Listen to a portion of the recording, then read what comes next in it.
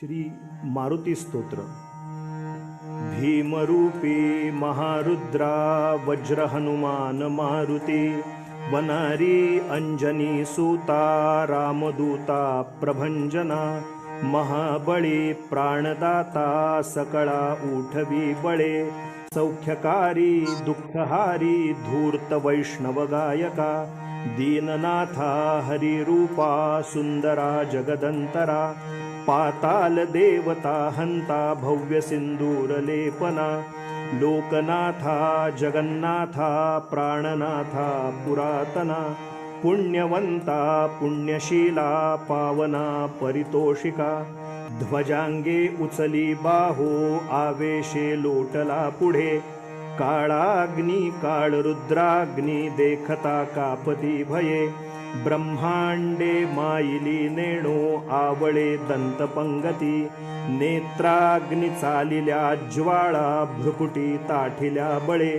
पुच्छते मुरडिले माथा किरीटी कुंडले बरी, सुवर्ण कटिका सोटी घंटा किंकिणी नागरा, थकारे पर्वता ऐसा नेटका सडपातळू, चपळांग पाहता मोठे महाविद्युल्यते परी, कोटीच्या कोटी उड्डाणे झेपावे उत्तरेकडे, मंदाद्री सारिखा द्रोणू क्रोधे उत्पाटिला बळे, आणिला मागुती नेला आला गेला मनोगती, मनासी टाकिले मागे गतीसी तुलना नसे, अणुपासोनी ब्रह्मांडा एवढा होत जातसे, तयासी तुळणा कोठे मेरू मांदार धाकुटे, ब्रह्मांडा भोवते वेढे वज्रपुच्छे करू शके, तयासी तुळणा कैची ब्रह्मांडी पाहता नसे, आरक्त देखिले डोळा ग्रासिले सूर्यमंडळा, वाढता वाढता वाढे भेदिले शून्य मंडळा, धनधान्य पशुवृद्धी पुत्र पौत्र समस्तही, पावती रूप विद्यादी स्तोत्र पाठे करूनिया, भूत प्रेत संबंधादी रोगव्याधी समस्तही, नासती तुटती चिंता आनंदे भीमदर्शने, हे धरा पंधरा श्लोकी लाभली शोभली बरी, दृढ देहो निस्संदेहो संख्या चंद्रकला गुणे, रामदासी अग्रगण्यू कपिकुळासी मंडणू, रामरूपी अंतरात्मा दर्शने दोषनासती, इति श्री समर्थ रामदास कृतं संकट निरसनं श्री मारुती स्तोत्रम संपूर्णं। महारुद्र हनुमान की जय।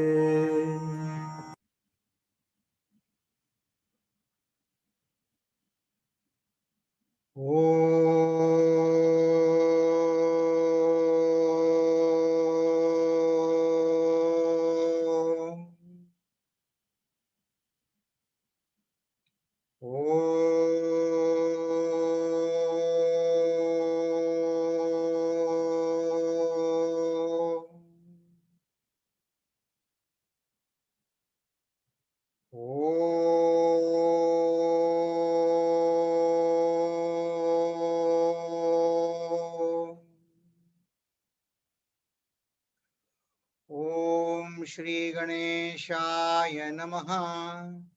ओम श्री सरस्वत्यै नमः। ओम श्री गुरुभ्यो नमः। शुका सारिखे पूर्ण वैराग्य जाचे, वशिष्ठा परिज्ञान योगेश्वराचे, कवी वाल्मिका सारिखा मान्यैसा, नमस्कार माझा सद्गुरु रामदासा, नमस्कार माझा सद्गुरु रामदासा, जय जय रघुवीर समर्थ।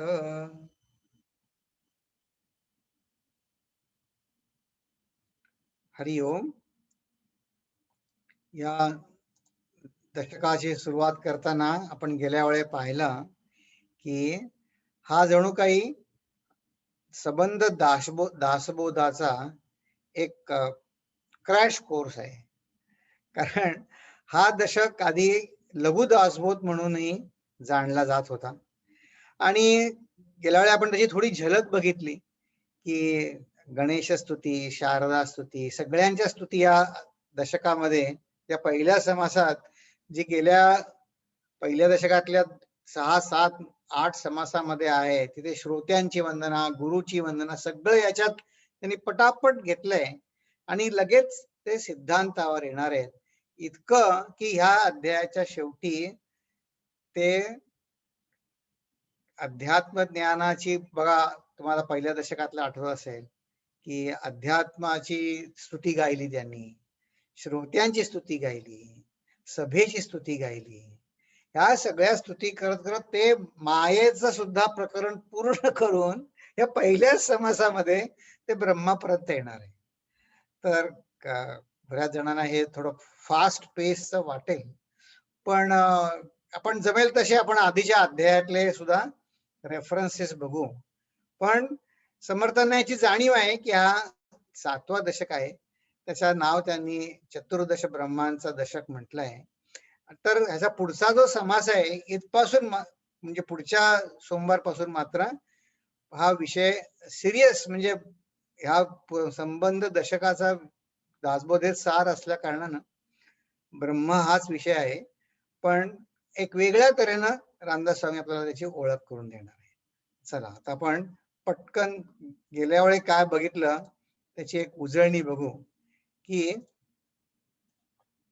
आपण गेल्या वेळी हे गणपतीस केलेलं वंदन बघितलं, पण हे सगुण गणपतीपेक्षा इथे निर्गुण किंवा ज्ञान स्वरूपातल्या गणपतीचं वर्णन आहे. ते कसे म्हणले, जया चेनी बोध समुद्रा भरते दाटे बळे. ज्ञानाचं ते प्रतीक रचलंय. नंतर देवी शारदेचं द्वैताची जननी, पण त्याच्या ती ओवी पूर्ण होते नाही, अर्ध्या ओवीच्या लगेच म्हणले, परंतु ती अद्वैताची खाणी आहे. आणि अशा वेद मातेला वंदन करताना त्यांनी त्याच पहिल्या 10 ओव्यांमध्येच त्यांनी हे आपण गेल्या वेळेला बघितलं आपल्या सोप्या शब्दामध्ये की गणेश ज्ञान आहेत, गणेश भगवान, तर शारदा हे कर्तृत्व रूपाने आहे. ज्ञान कशात तरी व्यक्त व्हावं लागतं. तर मग ते सिद्धांत आणि व्यवहार किंवा आपल्या सोप्या भाषेमध्ये विचार आणि आचार, आपल्या विचारांमध्ये आणि आचारांमध्ये काही वेळा आपण दुसऱ्या कोणाला म्हणतो किंवा दुसरं कोणी आपल्याला म्हणतं की अरे अरविंद, तुझ्या विचारात आणि आचारात तू बोलतोस असं वागत नाहीस तू असं. म्हणून आपला कटाक्ष काय असतो, साधक होण्याची पहिली पायरी की आपले विचार जसे आहेत, आपले विचार आणि आचार एक असावे. मी ह्याचा सुरेख संगम कुठे आढळतो, तर ह्या विचारांचा आणि आचारांचा, सिद्धांताचा आणि व्यवहाराचा, ज्ञानाचा आणि कर्माचा सुंदर मिलाफ ज्याच्या ठिकाणी आढळतो, जो आपला आदर्श सद्गुरू, त्या सद्गुरूला सुद्धा त्यांनी गेल्या वेळी वंदन केलं. तर म्हणले आता आठवीन समर्था सद्गुरूसी. त्यानंतर सद्गुरूचं इतकं सुंदर वर्णन त्यांनी केलं की जयाचेनी कृपा दृष्टी होये आनंदाची वृष्टी, तेने सुखे सर्व सृष्टी आनंदमय. आणि हे गुरु कसे आहेत की तो त्याला म्हणले आनंदाचा जनक, म्हणजे जणू काही त्याच्यामध्ये स्वयंभू आनंदाचा झरा वाहत आहे. आणि इथे आपण गेल्या वेळेस थांबलो होतो की त्यांनी म्हटलं की सायुज्य मुक्तीचा नायक. कारण हा सायुज्य मुक्ती हा शब्द पहिल्या दशकातल्या पहिल्या समासापासून आपण बरेच वेळा बघतोय. तर ही मुक्ती जी आपण सर्वसामान्यपणे आहे किंवा अध्यात्म ग्रंथांमध्ये सुद्धा आहे, त्याच्या 4 लेव्हल्स आपण गेल्या वेळेस बघताना इथे आपण गेल्या वेळेस थांबलो. तर सालोक्यता, समीपता, स्वरूपता आणि सायोज्यता, ही सगळ्यात अत्युच्च प्रकारची जी भक्ती आहे सायोज्यता, तिथे आपल्याला समर्थांना न्यायचंय. तर गेल्या वेळी असा एक प्रश्न आला की काय या 4 मुक्ती का सांगतात ते, आणि ते काय आहे हे. तर समर्थांना आपल्याला ज्ञानी भक्त बनवायचे. पण ज्ञानी भक्त कसा असतो की ज्ञानी भक्ताच्या मनामधलं ना, ह्या शरीराने मी भोग भोगेन किंवा देवतांचं शरीर मला एक एक माझ्या पुण्यकर्मांनी मला देवतांचं शरीर प्राप्त होईल आणि मी स्वर्गामध्ये अमाप सुख भोगेन, ही कल्पना समर्थांना आपल्या मनातनं घालवायची. जेणेकरून एक संत खूप छान सांगायचे, ते म्हणायचे काय, की जो असं म्हणतो ना, म्हणजे अनेक ग्रंथांमध्ये वर्णन आहे बरं का, की तुम्ही स्वर्गात जा, पण ते संत खूप छान सांगायचे. ते म्हणायचे काय, की भोग विषयातनं त्यातनं आनंद घ्यायची वृत्ती या साधकाची गेली नाहीये. त्यांनी थोडी तशी ती पोस्टपोन केली. म्हणजे मी आत्ता उपवास उपवास का करतो, आत्ता मी दान धर्म, आत्ता उपासना का करतो, तर मी पुढच्या जन्मी म्हणा किंवा मेल्यावरती स्वर्गात जाऊन मग तिथे भोग भोगेन, अशी एक त्याच्या मनाची धारणा असते. तर रामदास स्वामी म्हणतात, की ठीक आहे, ज्यांना अजून अध्यात्म मार्गाच्या सुरुवातीला अशी समजूत असायला त्यांची काही हरकत नाही आहे. ते 4 मुक्ती सांगतात, पण ते त्यांना आपल्याला अपेक्षित आहे ज्ञानी भक्ताची. त्यांना सायुज्य मुक्तीकडे न्यायचंय. मग याचं वर्णन बघा, आपण गेल्या वेळे मुक्ती चतुष्टयावरती त्यांनी 4थ्या दशकातल्या 10व्या समासातल्या आपण ओव्या बघत होतो. नवविधा भक्तीत मध्ये मुक्ती चतुष्टयाच्या ओव्यांमध्ये ते काय म्हणले, की आता सालोकता वैकुंठ लोक म्हणतो, साकेत लोक म्हणतो, त्या लोकी राहावे ते स्वलोकता. मग अगदी देवाच्या जवळ आपल्याला एक आचार्य खूप गमतीने म्हणत असत, की तुमची खोली अगदी इंद्राच्या नेक्स्ट खोली तुम्हाला मिळाली. ते म्हणले ती समीप असावे ते समीपता. आणि मग मग ते त्यांचे एक पार्षद पण असतात, अगदी ते इंद्रासारखे दिसतात. स्वरूप स्वरूप व्हावे ते स्वरूपता, ही तिसरी मुक्ती. पण रामदास स्वामी लगेच म्हणतात, निर्गुणी अनन्य असता तेणे होये सायोज्यता, सायोज्यता म्हणजेच स्वरूपता. ही निर्गुण भक्ती. आणि निर्गुणाचं भक्तीचं महत्व काय, की सगुण भक्ती ते चळे, निर्गुण भक्ती ते न चळे. आता आपण पुराणांमध्ये असं बघतो, की इंद्र भगवान असले, इंद्रामध्ये इंद्रपद जरी भोगत असले, तर ते पण त्यांना पण काहीतरी इतर त्यांच्या वासना तिथे पुऱ्या होत नाहीत म्हणा, किंवा त्यांना कुठली दुसरी अभिलाषा आहे, किंवा माझं असलेलं पद कोणी हिरावून घेईल, अशा अशा या ज्या गोष्टी आहेत ना, त्या गोष्टीतनं आपल्या कशासाठी असतात या गोष्टी, काय शिकवायला, ही ओवी शिकवायला असतात. सगुण भक्ती ते चळे, निर्गुण भक्ती ते न चळे. आणि हे अवघे प्रांजळ कळे सद्गुरु केली. तर हे आपण इथे हे जे या चारी मुक्ती आपल्याला देतो, आपल्या योग्यतेप्रमाणे आपल्याला ती मिळत असते. त्या दृष्टीनं म्हणले, आता या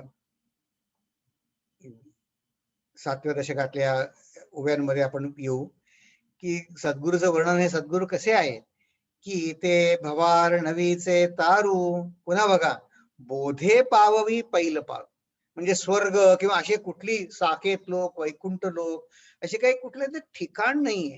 मी बसल्या जागी मला बोध झाला की मी मुक्तच आहे. बोधे पाववी पैल पारू, महा आवर्ती आधारू, भाविकासे होय. ऐसा सद्गुरु पूर्णपणी, तुटे भेदाची कडसणी. ही भेदाची कडसणी. भेद म्हणजे कसं, मी स्वर्गात पण जरी गेलो तरी भेद राहील की नाही. मी आहे आणि समोर माझ्या रंभा उर्वशी जे पण कोणी आहेत त्या नाच करत आहेत. तो नाच बघून माझ्या डोळ्यांना सुख मिळत आहे. हा फरक आहे की नाही. मग म्हणले असा असा भेद असलेली मुक्ती नाही, सद्गुरूला तसे नाहीये. हे सुरुवातीला ठीक आहे, जसं म्हणायचे कडू औषधाच्या आधी साखर देतात, गुळाचा खडा देतात, ते लहान असताना ठीक आहे. पण ऐसा सद्गुरु पूर्णपणी, तुटे भेदाची कळसणी. आणि अशा सद्गुरूला समर्थ देहे विण लोटांगणी तया प्रभूसी. बघा, या ओव्यांमध्ये प्रत्येक ओवी ही विरोधात्मक असलेल्या विशेषणांनी कशी ठसाठस भरली आहे बघा. आधी म्हणले शारदेचं वर्णन करताना कसं म्हणले, की ही शारदा कशी आहे, ती अद्वैताची खाणी आहे, पण त्यातनं द्वैत उगम पावतो. इथे कसं म्हणले, की हा वादळातलं ते तारू आहे, पण ते वादळात जरी बोट असली तर ते बोधाने पहिलं पारू मिळणार. आणि आता 18व्या ओळीत तर म्हणतात, असा जो सद्गुरू आहे की जो तुटे भेदाची कळसणी, जो आपले माझे सगळे भेद तो डिझॉल्व्ह करतो, अशा सद्गुरूला मी लोटांगण कसं काढणार? तर म्हणले, देहे विण लोटांगणी तया प्रभूसी. साधू संत आणि सज्जन वंदुनिया श्रोते जन, आता कथानुसंधान सावधायिका. आता बघा, साधू संत सज्जनांना सगळ्यांना त्यांनी कोणी प्रश्न आहे का कोणाला? साधू संतांना त्यांनी वंदन केलं आणि आता ते सांगतात कथासंधान सावध ऐका. आता बघा, समर्थ रामदासच आपल्याला गोष्ट सांगणार आहेत. रेडी आहे सगळे? गोष्ट ऐकायला. ही गोष्ट कुठली आहे? तुमची ना आमची गोष्ट आहे ही खरी आपण गोष्ट आधी 3ऱ्या दशकात पाहिली आहे सगुण परीक्षामध्ये. बघा, तुम्हाला समर्थांचा नायक आठवतोय का? त्यांनी एक एका बाळाचं वर्णन केलं होतं. बाळ होतं, मग मोठं होतं, मग त्याचं लग्न होतं. समर्थांनी त्यांच्या विवाह मंडपातून पहिल्यांदा सावधान म्हणताना त्यांनी पळ काढला. सावध झाले. पण त्यांनी त्यांच्या दासबोधातल्या कथानकाचा जो नायक आहे त्याची 3 लग्न लावले. त्याचा संसार खूप मोठा आहे. तर त्या नायकाची गोष्ट आपण आधी बघितली आहे. ती सार रूपामध्ये आता आपण ते आपल्याला पुन्हा सांगताय की आता कथानुसंधान सावध ऐका. तर हे ऐकताना त्यांना आपल्याला हे जे देहे विण लोटांगणी बोधे पाववी पहिलं पारू हे लक्षात ठेवून ऐकायचंय. कारण त्यांनी जी खरी गोष्ट होती ती रंगवून 3ऱ्या दशकात सांगितली आपल्याला. म्हणले आता कथानुसंधान सावध ऐका. म्हणजे कसं सावध ऐका? तर हा विरोधाभास किंवा देहे विण लोटांगणी बोधे पाववी पहिले पारू ही जी काय म्हणायची, ही जी मिस्टिकल लँग्वेज आहे ना, ती लक्षात ठेवून ऐका. हे खरं आपण सगुण परीक्षेत पाहिलंय. आठवत असतील तुम्हाला योगा. ही तुमची माझी गोष्ट आहे. जन्म दुःखाचा अंकुर, जन्म शोकाचा सागर, जन्म भयाचा डोंगर, चढेना ऐसा. सगळी दुःख बघा, पण जन्माला आलो म्हणूनच तर गडबड झाली ना सगळी सुरू. जन्मालाच नसतो आलो तर किती छान झालं असतं. पण आता काय करायचं? जन्माला तर आलो. आता आलो तर मग आपल्याला आता साधना करायला पाहिजे. रामदास स्वामी सांगतात तशी आपल्याला साधना करायला पाहिजे. जन्म भयाचा डोंगर चढेना ऐसा. तुम्हाला आठवत असेल की या समासामध्ये त्यांनी इतके सुंदर सुंदर ओव्या, आपलंच वर्णन आहे. लेकुरे उदंड झाली तो ते लक्ष्मी निघून गेली. असो ऐसे वृद्धपण सकळास आहे दारुण, म्हणून या शरण भगवंतास जावे. किती तो तुम्हाला आठवत असेल, कितक्या सगळ्या लाटांमध्ये करत पहिली पत्नी वारते, दुसरी, मग गरिबी येते, मुलंच होत नाही, मग एकदा मुलं झाली तर व्हायलाच लागली, मग ते पैसे पुरे नसे झाले, असे सगळे होत होत पुढे म्हणतात, भगवत जना वाचुनी चुकेना हे जन्मयोनी, तापत्रयाची जाचणी सांगिजेल पुढे. हे आपण आधी पाहिलं आहे. मग तसंच अगदी तसंच वर्णन ह्या ज्या ओव्या आहेत ना, तर कधी मला बोर झालं ना, तर ह्या ओव्या, आता या पुढच्या 8-10 ओव्या आहेत ना, अगदी मुखोद्गत करायसारख्या आहेत. हे सगळं तुमचं माझं आपली ही बायोग्राफी आहे प्रत्येकाची.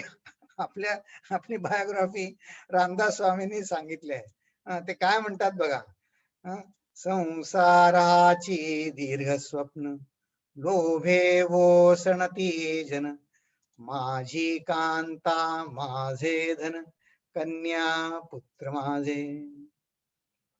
हे वोषण ते काय म्हणता? इतकं निगेटिव्ह कसं काय म्हणता तुम्ही? तर बघा, हे तुम्ही मिडल ईस्ट मध्ये कोणी कामाला अशा आधी होते सुद्धा, तर हे सगळे बघा, हे सुखाने गेलेत का आपल्या कुटुंबापासून दूर राहून सगळे एका खोलीत 8-10 जण राहत आहेत. त्यांना त्यांची माझी कांता माझे धन कन्या पुत्र माझे त्यांचे गावी असतीलच की नाही. समर्थ पुढे म्हणतात ज्ञान सूर्य, आणि ह्या सगळ्या ह्याच्यामध्येच मी डोकं खुपसून बसलोय ना, ते म्हणतात हे झोपी गेल्यासारखं आहे. काय म्हणले दीर्घ स्वप्न आहे. मग स्वप्न पडायला अंधार लागतो ना, तो अंधार कुठला आहे? ते म्हणतात हे ज्ञान सूर्य नाहीये ना, तो अंधार आहे. ज्ञान सूर्य महाबळाला तेने प्रकाश लोपला, अंधकारे पूर्ण झाला ब्रह्मगोळ अवघा. बघा आधीच्या दशकांमध्ये तीनच्या हे सगळी पूर्ण गोष्ट सांगितली त्या नायकाची, मग सत्वगुणाचं वर्णन करताना सांगितलं. इथे बघा सत्वगुण लगेच आला. काय म्हणतात? नाही सत्वाचे चांदणे, काही मार्ग दिसे जेणे. सत्वगुणाचं इतकं महत्व आहे की त्याला तेच खरं वाटतं. मला माझ्या संसारातल्या अडचणीच खऱ्या वाटतात. सर्व भ्रांतीचे निगुणे आपे आपण दिसे.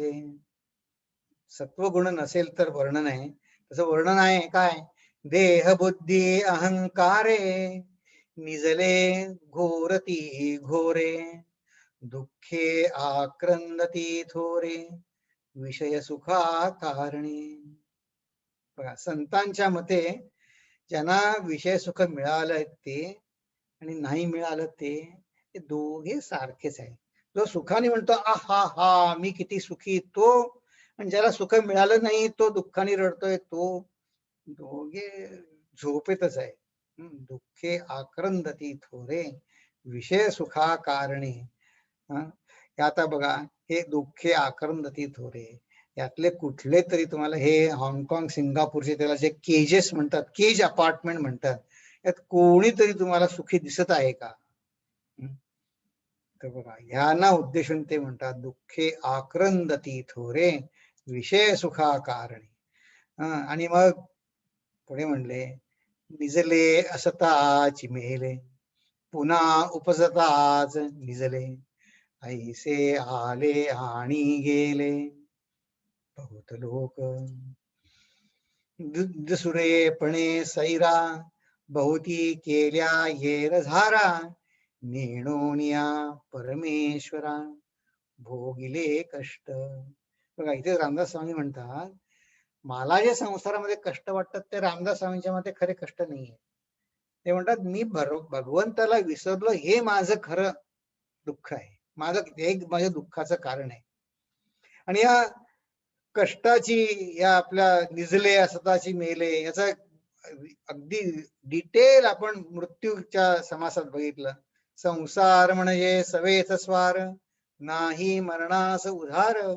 आणि हाच निष्कर्ष त्यांनी सबंध समाजभर चर्चा करून 70-80 ओव्यांनंतर म्हणले असो ऐसे सकळही गेले, परंतु एकची राहिले, जे स्वरूपाकार झाले आत्मज्ञान. म्हणून या आत्मज्ञानाची महती आहे ती ते त्या कष्टांचे निरसन व्हावया पाहिजे आत्मज्ञान. तर हे सगळं निगेटिव्ह नाहीये. आत्मज्ञान ते एकची राहिले, जे स्वरूपाकार झाले आत्मज्ञान. तर हे सगळं निगेटिव्ह का हो? तर अखंडानंदांच्या याच्यामध्ये इतकं सुंदर वर्णन आहे.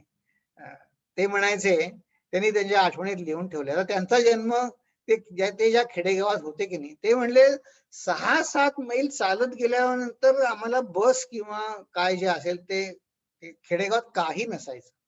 त्यांनी लिहून ठेवले म्हणे आम्ही त्यावेळेस तर लग्न लवकरच होत. तर म्हणले मी 5-6 वर्षाचा होतो तेव्हा बघायचो गावामध्ये लग्न लागलं की ती मुलगी असेल 9-10 वर्षाची असायची, ती चालत चालत जायचे सगळे लग्न झाल्यानंतर नवऱ्याच्या घरी. त्यामुळे ती रडायची. म्हणे आम्ही मित्र एकमेकात म्हणे बोलायचो, इतकं गोड आहे बघा. आणि हे विशेष गोड कसं आहे कारण ते स्वतः नंतर स्वामी झाले अखंडानंद महाराज. तर ते म्हणले आम्ही म्हणायचो एकमेकात म्हणायचो ही मुलगी रडते का? आणि मग म्हणे रडते तर मग स्वतःच्याच पायाने चालत का जाते? आणि म्हणले स्वतःच्या पायाने चालत जाते मग रडणं थांबवत का नाही ती? मग जायचं तर हसत जा ना. नाही फास्ट फॉरवर्ड करू. तर त्यांना विचारलं कोणी की हे असं सगळं तुम्ही संसार वाईट आहे का? तर ते सांगायचे नाही. संसाराचं तोंड उन्नतीकडे किंवा अधोगतीकडे दोन्ही आहे. ते काय म्हणायचे, फार सुंदर सांगायचे.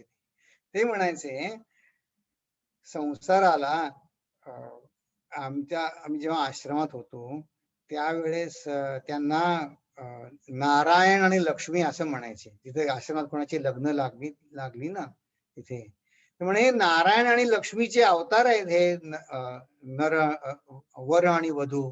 ते कसे काय म्हणे, म्हणे भगवंत नारायण भगवानांना 4 हात होते की नाही, चतुर्भुज होते की नाही. त्यामुळे या नवरा आणि पत्नी यांचे जर विचार दोघांचे भगवंताकडे असतील, त्या दोघांचं ध्येय एक असेल, तर नवऱ्याचे 2 हात आणि पत्नीचे 2 हात असे चतुर्भुज झाले. आहा. हा. पण म्हणजे त्यांची जर एकमेकात विरोध असेल ना, तर ते म्हणायचे ते चतुष्पाद झाले. नवऱ्याचे 2 पाय आणि बायकोचे 2 पाय असं म्हणे ते चतुष्पाद झाले ते. मग त्यांच्या संसाराचा ऱ्हास व्हायला वेळ लागत नाही. फार गमतीशीर सांगायचे. त्यांना विचारलं मग म्हणे तुम्हाला उत्तर मिळालं का म्हणे, की तुम्ही विचारायचात की त्यांच्या सत्संगामध्ये विचारलं की म्हणे मुलगी रडते. नाही म्हणे मला अखंडानंद महाराज म्हणतात, बरं मी नाही म्हणत आहे. ते म्हणायचे नाही म्हणे मला कळलं की लग्न लागल्यानंतर नवऱ्याकडे जाताना मुलगी रडते, मुलगा नंतर रडतो. हे अखंडानंदानी लिहिलंय. माझं मत नाहीये, तुम्हाला विरोध असेल तर तुम्ही अखंडानंदांची विचारा. पण ते म्हणले लडका बाद में रोता है, लडकी पहिले रोती है, लडका बाद में रोता है. पण त्यांनी किती छान सांगितलं की दोघांचं ध्येय भगवंताकडे असेल तर ते चतुर्भुज त्याचं प्रगती लवकर होते की नाही. हा, नाही तर मग चतुष्पाद म्हणले. आपण आपला ऱ्हास करून घेणं आपल्या हातात आहे. असे किती कुटुंब आहेत, किती आहेत की ते मग एकमेकांना मदत, त्यांच्या एकमेकांच्या दोषांवर, एक्सपर्टीजवर फायदा घेण्याच्या ऐवजी दुसरंच होतं. मग ह्या अर्थानं ते म्हणले की ईश्वराला विसरणं हे खरे कष्ट आहे. या अर्थाने संसाराला नावं नाही ठेवली त्यांनी आपल्या ऍटिट्यूडला नाव ठेवलं. की हे काय म्हणले की त्या कष्टांचे निरसन व्हावया पाहिजे, मध्ये कशाने होईल. ते म्हणले कारण का पैसे वगैरे कधी मिळतात कधी नाही, पैसे मिळालेली माणसंही सुखी असतात असं नाही. तर आत्मज्ञान पाहिजे. या कष्टांचे निरसन व्हावया पाहिजे आत्मज्ञान, म्हणून हे निरूपण अध्यात्म ग्रंथी. म्हणून हे म्हणले अध्यात्म ग्रंथ. आणि ते म्हणतात सकळ विद्यांमध्ये सार अध्यात्म विद्येचा विचार. आणि समर्थ रामदास स्वामी आता भगवद्गीतेचा रेफरन्स देतात. दशमाध्यायी सारंगधर भगवद्गीतेत बोलिला. 10व्या अध्यायामधले त्यांनी रेफरन्स दिलाय. तर त्याच्या आधी बरेच वेळा काय असतं की संतांचं ना हा ज्या तऱ्हेनं ते विषय मांडतात ना, तो इतका सुंदर मांडतात ते की त्या तऱ्हेनं विचार करा. त्यांनी काय कळतं की मी ह्या अध्यायामध्ये कशा दृष्टीने मी शिकावं, ते माझं एक बैठक ते ज्ञानाची तयार करतात. तर हे शंकराचार्यांनी सांगितलंय या 10वा अध्याय जो रामदास स्वामींनी रेफरन्स दिलाय त्याच्या आधी शंकराचार्य म्हणतात की सप्तमे अध्याये भगवतः तत्वं विभूतयः च प्रकाशिते नवमे च. 7व्या अध्यायामध्ये त्यांनी तत्व सांगितलं. 9व्या अध्यायामध्ये त्यांनी या तत्वाचा विकास, ते विभूती 9व्या अध्यायात सांगितली. आणि म्हणले त्या वेळी त्या भावाने भगवंताचं चिंतन केलं. ते बोलून झालंय. येषु येषु भावेषु चिंतयो भगवान ते भावा व्यक्तव्या. मग तत्वंच भगवतो वक्तव्यम उक्तम अपि. त्यांनी सगळं सांगून झालंय, बोलून झालंय, मग पुन्हा कशाला सांगितलं 10व्या अध्यायामध्ये. म्हणले दुर्विज्ञेयत्वात् इति अतः. समजत नाही ना, दुर्विज्ञ आहे, कळत नाही. सांगून 7व्या अध्यायात सांगितलं, 9व्या अध्यायात सांगितलं, तरी नाही कळलं. मग आता ह्या दृष्टिकोनातून मात्र समर्थ एक एक उदाहरण याच्या आधी त्यांनी बघा पिंपळाचं उदाहरण त्यांनी आधीच्या दशकात त्यांनी आपल्याला दिलं होतं. ते 10व्या अध्यायातलंच होतं की भगवंत म्हणले ठीक आहे, तुला फक्त काय झाडच आवडतात का, तुम्हाला पिंपळामध्ये अशी अशी त्यांनी विभूती सांगितल्या. त्या दृष्टिकोनातनं ते म्हणतात की या 10व्या अध्यायामध्ये तुला बुद्धीला तुला अभ्यासाची जोड आहे का, मग तू अध्यात्मशास्त्राचा अभ्यास कर, तुला त्याने तुला गोडी वाटेल. दुर्विज्ञ या दृष्टिकोनातनं मला हे सोपा विषय करून सांगितलाय म्हणून मी 10व्या अध्यायाकडे बघितलं पाहिजे. आणि मग कसं म्हणले, कुठला रेफरन्स दिलाय ते, अध्यात्म विद्या विद्यानाम. अध्यात्म सगळ्या पुढचा तर पर्वताम वादा ते नको आपल्याला. अध्यात्म विद्यान सर्व विद्यांमध्ये, आता बघा हे पोट भरायची विद्या ती पोट भरायची आहे, पण अध्यात्म विद्येला खरी विद्या म्हटलं. त्यांनी गीतेचा आधार घेऊन सांगितलं. आणि कसं म्हणले, ह्या ग्रंथाचा आधार देत ते सांगतायत, या कारणे अद्वैत ग्रंथ अध्यात्म विद्येचा परमार्थ पावया तोची समर्थ जो सर्वांगे श्रोता. ही कोणाला पाहिजे, अध्यात्म विद्या ज्याला पाहिजे तो खरा श्रोता होईल. आणि ते वॉर्निंग देतात की ज्याचं हृदय चंचल आहे, हृदय म्हणजे भावना, त्यांनी तर मुळीच हा ग्रंथाचं हे सोडू नये, कारण त्यांनी सोडला त्याच्या हातनं तर त्याला अलप तो लाभ त्याला होणार नाही. त्यांनी तर आणखीन नेटाने अभ्यास केला पाहिजे. जयास जोडला परमार्थ तेने पहावा हा ग्रंथ, अर्थ शोधिता परमार्थ निश्चयो बाणे. बघा आपण गेल्या याच्यामध्ये आपण हा निश्चय करण्यासाठी आपण संबंध तो गेल्या वेळी जो ब्रह्मज्ञानावरचं निरूपण बघितलं ते ह्याच्यासाठी बघितलं की माझ्या इंद्रियांना दिसणार नाही असं काहीतरी सत्य नक्की आहे, अशी एक माझा ते निश्चय व्हायला पाहिजे ना. तो निश्चय समर्थन इथे आपल्याला करून द्यायचा की त्यासाठी आपण परमार्थ ग्रंथ तुम्ही वाचा. नाहीतर काय म्हणली, नंतर आपण काय असतं, आपण कोणी मित्रांशी बोलतो ते म्हणतात हे तुझ्या इंद्रियांना दिसत नाही. ना, मी खूप सेक्युलर मताचा आहे, मी सायंटिस्ट आहे, मी फक्त जे माझ्या 5 इंद्रियांना दिसत तेच मी खरं मानतो. ठीक आहे, पण या व्यतिरिक्त सुद्धा जे काही आहे त्याचं ते समर्थन आपल्याला समजून सांगायचंय. मी कदाचित एखाद्या चर्चेमध्ये मी निरुत्तर होईन, ठीक आहे होईल, पण त्याने परमार्थ खोटं ठरत नाही. मी कुठली चर्चा जिंकणं हारणं माझ्या दृष्टीनं काय महत्वाचं, काही महत्वाचं नाही. परमार्थ महत्वाचा आहे. मी हारलो तर हारे ना का, काय हरकत नाही, पण माझ्या मनातली श्रद्धा जाता नाही का की परमार्थ खरा आहे. तू दुसऱ्यांना पटवून द्यायची जबाबदारी माझ्यावर नाही. ते मुळी माझे स्वतःला पटायचं फक्त मला हवंय. तर पुढे म्हणतात, जयास नाही परमार्थ तयास न कळे येथीचा अर्थ, नेत्रे विण निधान स्वार्थ अंधास न कळे. बघा पूर्वीच्या काळी असं गुप्तधन असायचं, तर असे काही विशेष हे होते की ज्यांना असा कुठे ठेवा पुरवून ठेवलेला आहे ते त्यांना विशेष नजरेने दिसायचं. पण म्हणले हा जो आंधळाच आहे त्याला नेहमीच दिसत नाही, त्याला गुप्तधन दिसेल का. आणि इथं गुप्तधन म्हणजे परमार्थ असं रामदास स्वामींना म्हणायचंय. आणि त्यातून आता एक एका मुख्य मुद्द्यावर येतात. ते म्हणतात, एक म्हणती मराठे काय हे तो भल्याने ऐको नये, ती मूर्खे नेणती सोये अर्थान्वयांची.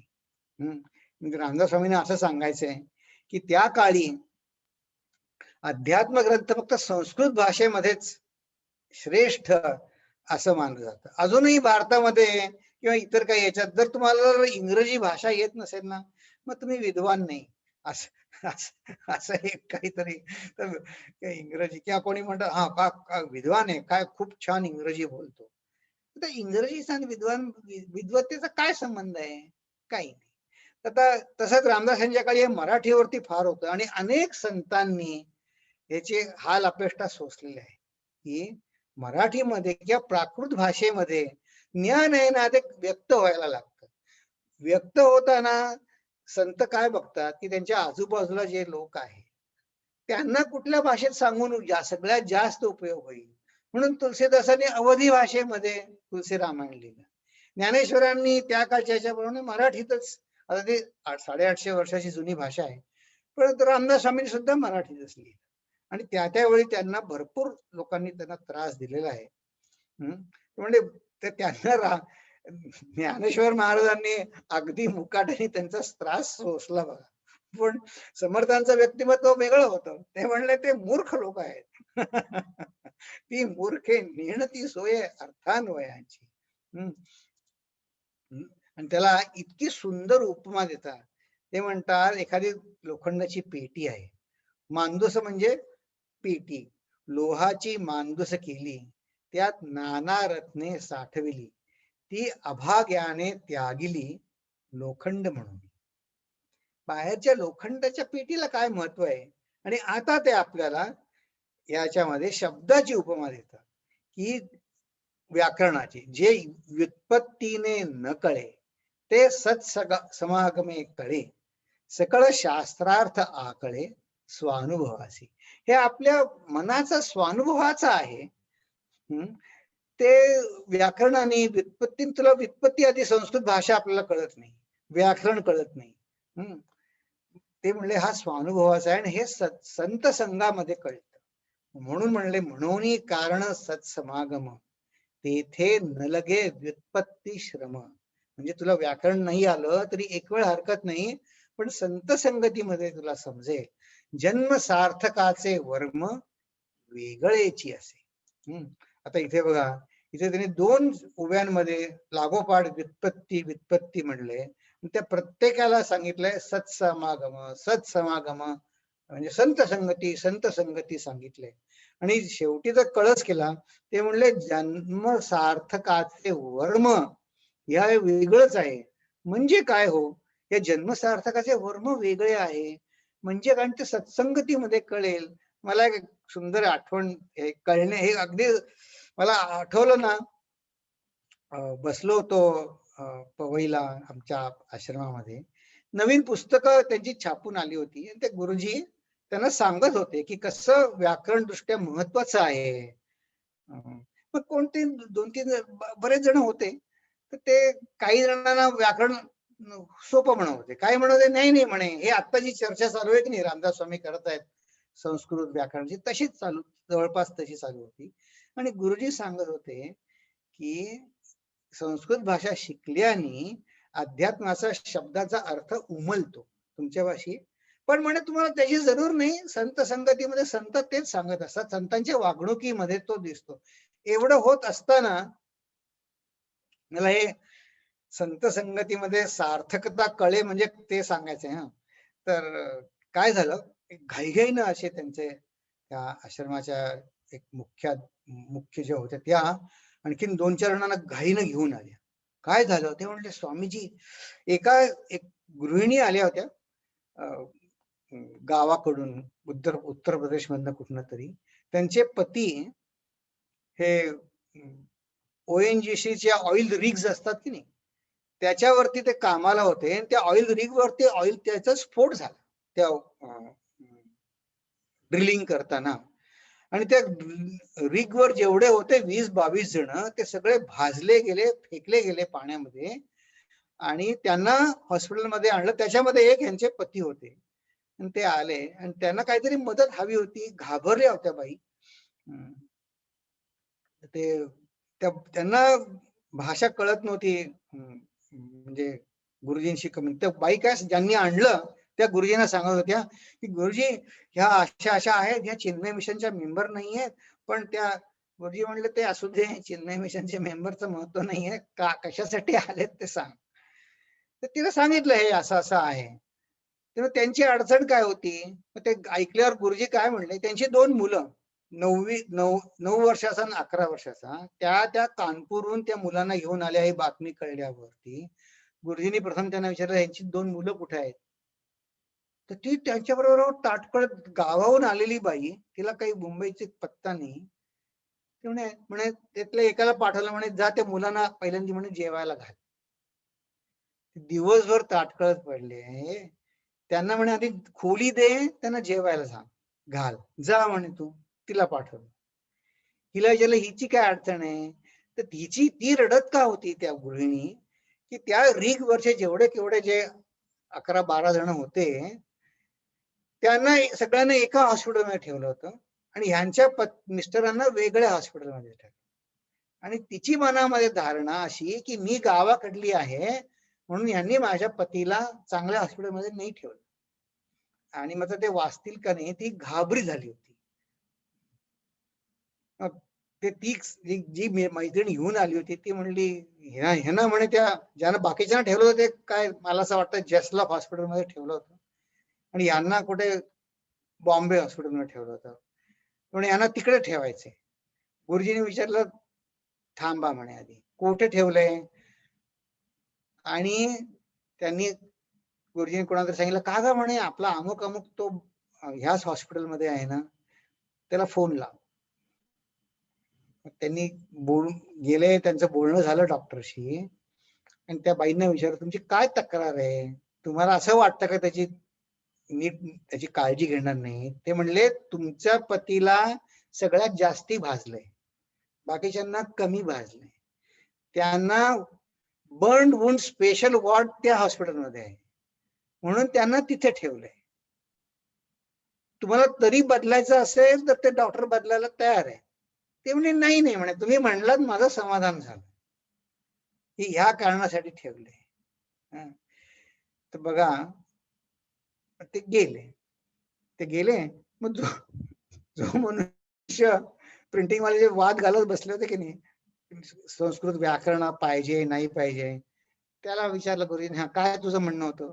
तो काय म्हणला मला माझ्या प्रश्नाचं उत्तर मिळालं. हे हे जे समर्थांनी म्हटलंय की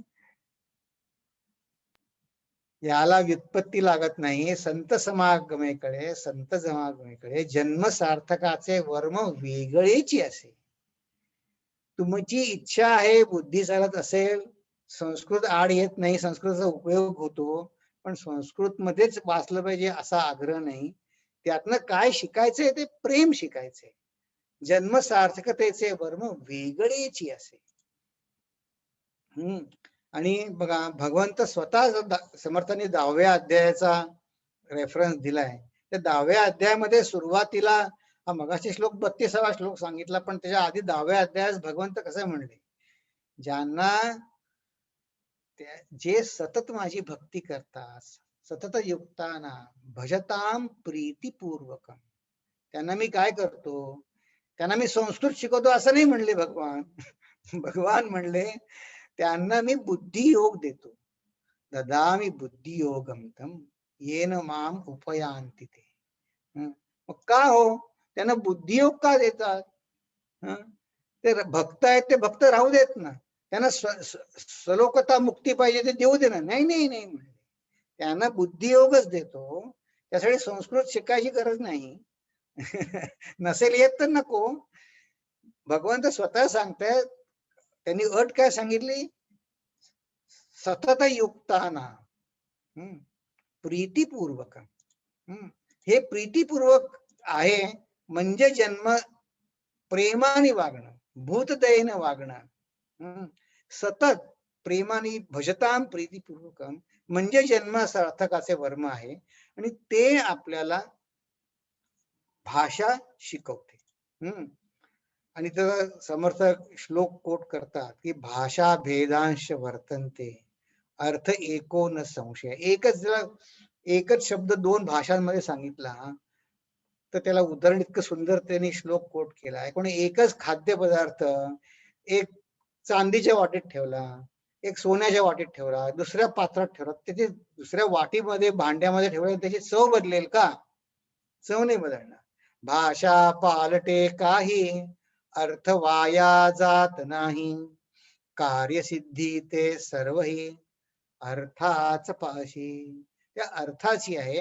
आणि बघा गेल्या वेळी त्यांनी अर्थाचा लक्षांश त्यांनी सांगितला होता आपल्याला की अर्थ घेऊन तो शब्दही सोडायचा आहे आणि आपल्याला त्या अर्थाच्या जो अर्थ जे ध्वनित करत आहे तिकडे जायचंय. म्हणून म्हणाले तथापि प्राकृता करता संस्कृताची सार्थकता येरवी त्या गुप्तार्था कोण जाणे. संस्कृत समजलं नाही तर त्याला कळणार कसं. म्हणले ठीक आहे आता असो हे बोलणे भाषा त्यागून अर्थ घेणे उत्तम घेऊन त्याग करणे साली टरफलांचा. ही आता गेल्या दशकातली ओवीचा संदर्भ ते लावतात बघा. भुसा माहिती आहे लक्षात असं आहेच ना तुम्हाला.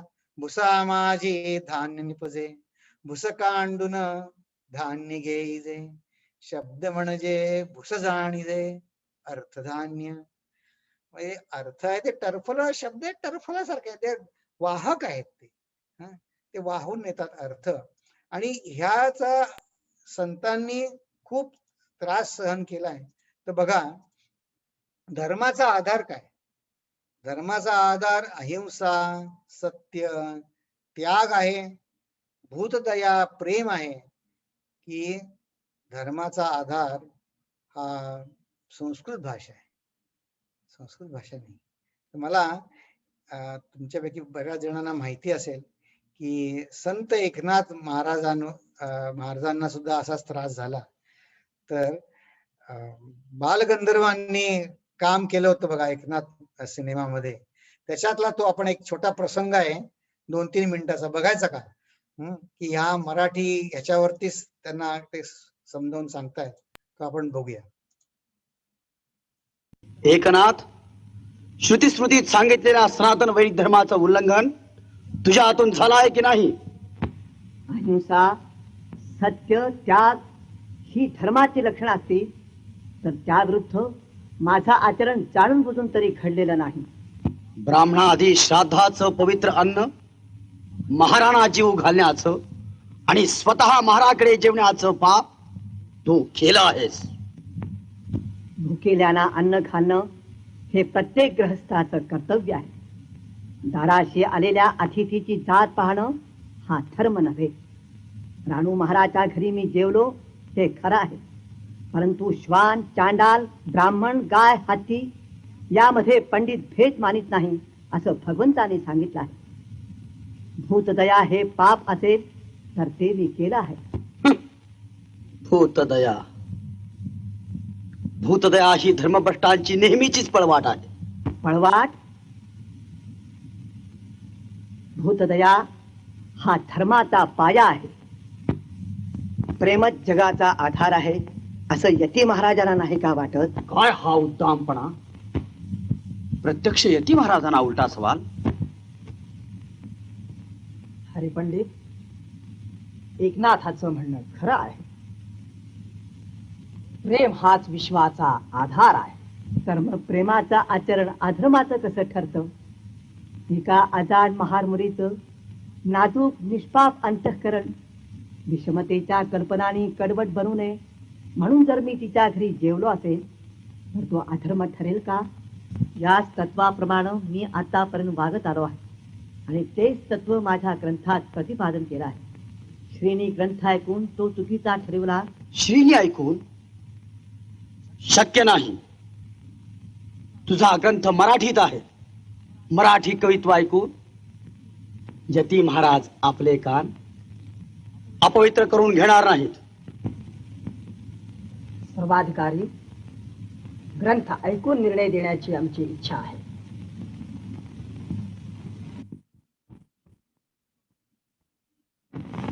अहो स्वामी श्रेष्ठ समर्था, सद्भावे चरणी ठेवितो माझा,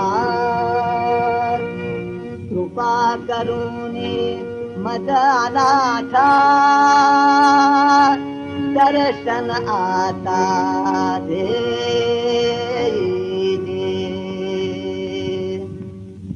भावहीन भक्तिहीन ज्ञानहीन वैराग्यहीन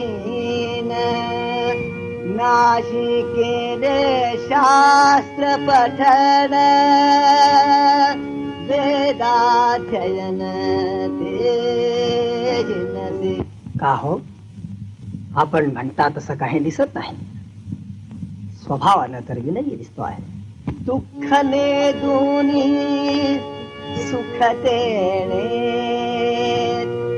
या नाव अहिंसा म्हणणे, हा पहिला गुण जाणणे, ऐक लक्षणे सत्याने जाती उंच नीच असंख्य परी तो न म्हणे माझीत एक देवी गंगा तीरी गाव अनेक परी गंगा माझा एक गाव न म्हणे. श्रुती स्मृतींचं सारच काढला आहे रसाळ भाषेत. वाचला होता हा ग्रंथ तुम्ही?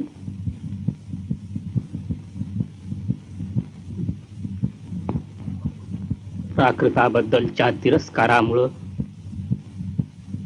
ग्रंथाचं अंतरंग पाहण्याची गरजच वाटली नाही. बघा की मराठी भाषेत ग्रंथ सांगितला नाही म्हणून अनेक संतांनी कष्ट भोगले. सुदैवाने आपण त्यातनं बाहेर आलो. आणि त्याचं कारण काय सांगतात समर्थ? मुकेपणाचे बोलणे हे जयाचे तोची जाणे, स्वानुभवाची खुणे स्वानुभवी पाहिजे. की या आधीच्या अध्यायामध्ये दशकामध्ये त्यांनी मुक्या माणसांनी गुळ खाल्ला तर त्याचं उदाहरण दिलं होतं. तोच दृष्टांत ते आता पुढे नेतात. पण हे किती खरं आहे की नाही? ते म्हणतात मी त्या भाषेच्या वादात पडायचंच नाही, कारण हे स्वानुभवाचं आहे. त्यामुळे जिथपर्यंत भाषा पोचतच नाही. अर्थ जाणे अध्यात्माचा ऐसा श्रोता मिळेल कैचा. जयासी बोलता वाचेचा हव्यासची पुरे. ते म्हणतात की असा जर श्रोता मिळाला ना तर माझी हौस वाटते की ज्याला मी बोलतो आहे, जे अनुभव आहे त्याला पण आहे, मग त्यांच्यात खरा रंग येतो. तर ह्याच्या विरुद्ध उदाहरण मला आठवलं की गुरुजी सांगत होते, स्वामी तेजोमानंद जेव्हा त्यांचं फार तरुण वयात ते पोस्टिंग झालं त्यांचं, आणि मग सुरुवातीला म्हणे ज्यांच्या घरी मी गेलो होतो ते घरी राहायचे ते. तर आपण कसे आपल्याला जर आपल्या आवडीचं कोणी मिळालं नाही ना तर आपल्याला मजा वाटत नाही आपलं काही सांगायला. समर्थानं ते सांगायचंय की पूर्ण अनुभवी मिळाला की मग गोडी वाटते. कसं तर गुरुजी उदाहरण सांगत होते, मी म्हणे ज्या गावी त्यांच्याकडे भिक्षेला गेलो होतो त्यांच्याकडे लग्न ठरलं होतं आणि त्या मोठ्या वर्णन करून सांगत होत्या की किती वैभवाने ते त्यांचा विवाह त्यांचा कोणाचा ठरला होता ते करणार आहे. स्वामीजी सांगत होते मला काही त्यात कळत नव्हतं, इंटरेस्ट नव्हता, मी आपलं ऐकत होतो म्हणे.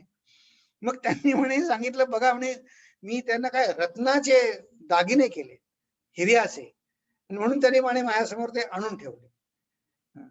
तर मी म्हणे ते घेतलं हातामध्ये. मी म्हंटल ओ हिरे असे दिसतात का, असं म्हणे मी तोंडातनं बोलून गेलो. त्याबरोबर म्हणे त्या बाईने सगळे उचलले आणि ठेवून दिले. तुम्हाला म्हणे हिरे म्हणजे काय माहित नाही, तुम्हाला दाखवून काय उपयोग. त्यांनी म्हणे ते सगळे उचलले, ते दाखवत होते ते सगळे पटापटा उचलून ठेवून दिले. जाऊ दे म्हणे ह्या ब्रह्मचारीला काही माहिती नाही. त्याच्या विरुद्ध हे रामदास स्वामी सांगताय की जयास बोलता वाचेचा हव्यास जिथे, ज्याला अध्यात्म ग्रंथ माहिती आहे. म्हणजे परीक्षेवंता पुढे रत्न ठेविता होय समाधान, तैसे ज्ञानिया पुढे ज्ञान बोलावे वाटे. आणि आता बघा म्हणतात की हे सगळं आहे मराठी भाषेचा पलीकडे जा, अर्थाकडे लक्ष द्या. तुम्हाला संसारातल्या अडचणींचं खरं कारण ईश्वराचं दुरावा आहे हे आहे, तरी आपला संसार आपण नीट केलाच पाहिजे. म्हणून ही ओवी किती सुरेख आहे बघा. व्यवसायी जो मलिन त्यासी न कळे निरूपण, तेथे पाहिजे सावधपण अतिशयसी. हे म्हणजे आधी ज्याला संसार नीट करता नाही आला त्याला परमार्थ कळणार नाही. त्यांनी संसाराची टीका केलेली नाही, कमी लेखलेली नाही, उलट ते नीट चोखच केला पाहिजे असंच रामदास स्वामी सांगतायत. आणि आता शेवटी आपण थोड्या ओव्या बघू या संसार पण हा संसार मायेच्या क्षेत्रात आहे. म्हणून या मायेविषयी 2 ओव्या आपण बघू.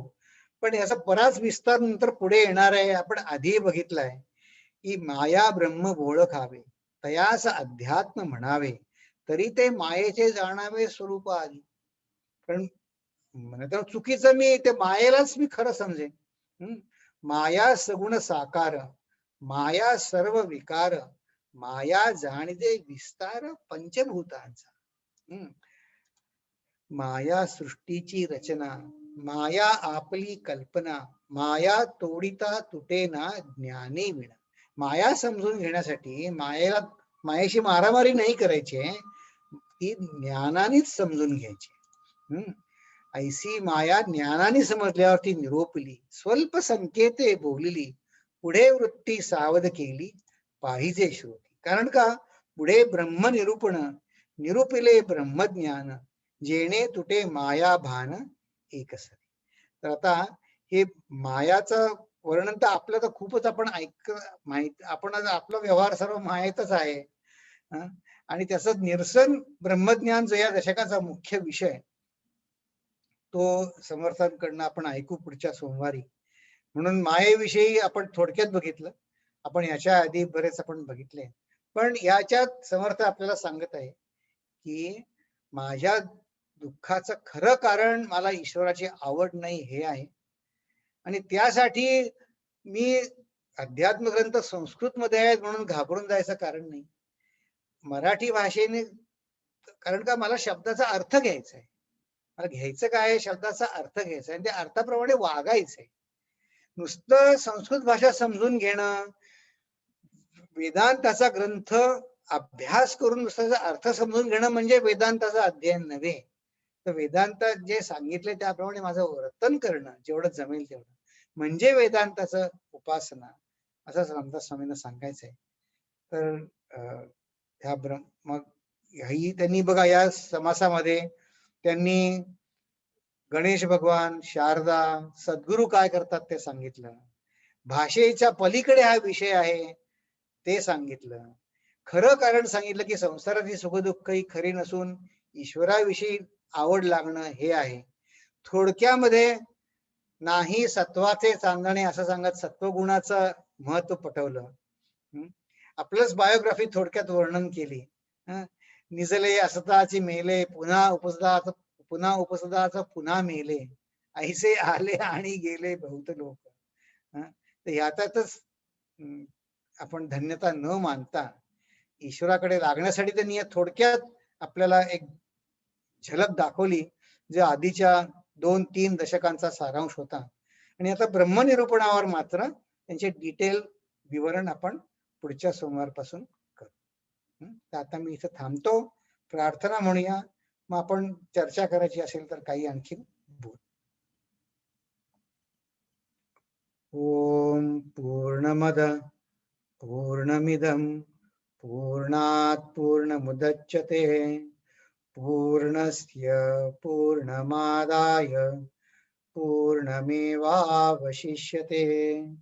ओम शांति शांति शांति.